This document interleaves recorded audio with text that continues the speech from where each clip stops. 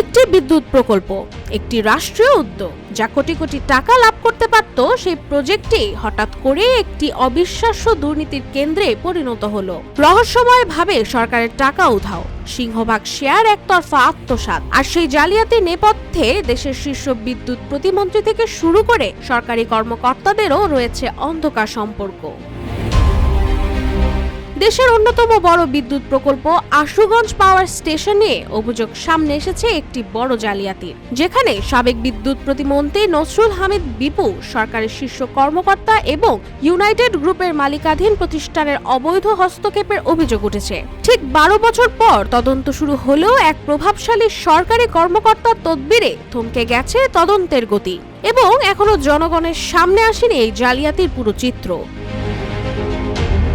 তবে আশুগঞ্জ পাওয়ার প্রকল্পের লুকোনো দুর্নীতি সম্প্রতি জাতীয় রাজস্ব বোর্ড এবং আয়কর গোয়েন্দা ইউনিটের তদন্তে নতুন মাত্রা পেয়েছে। জানা গেছে, ইউনাইটেড গ্রুপের সংশ্লিষ্ট ব্যক্তিরা করযোগ্য আয়কে কর মুক্ত ঘোষণা করে বিপুল পরিমাণ রাজস্ব ফাঁকি দিয়েছে।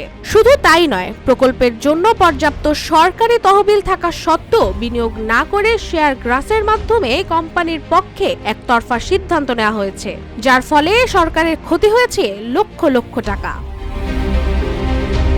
এদিকে 3 মার্চ খালেদা জিয়ার বাড়ি ভাঙার পুরস্কার আলাদিনের চেরাগ ইউনাইটেড গ্রুপে শিরোনামে একটি প্রতিবেদন প্রকাশের পর বিষয়টি নিয়ে আয়কর গোয়েন্দা ইউনিট কার্যক্রম শুরু করে। তাদের তদন্তে ইউনাইটেড গ্রুপের সংশ্লিষ্ট 4 শীর্ষ কর্মকর্তার বিরুদ্ধে প্রায় 39 কোটি টাকা আয়কর ফাঁকির অভিযোগ উঠেছে। সাবেক বিদ্যুৎ প্রতিমন্ত্রী এবং সরকারের শীর্ষ কর্মকর্তাদের সহযোগিতায় এই প্রতিষ্ঠানটি বিপুল পরিমাণ কর ফাঁকি দিয়েছে, যা পরবর্তীতে দেশীয় অর্থনীতির জন্য একটি বড় ক্ষতির কারণ হতে পারে।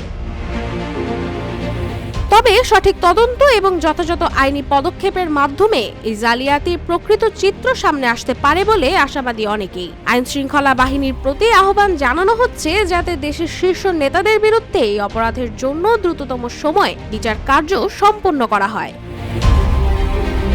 রাশিকা হোসেন, রূপালী বাংলাদেশ।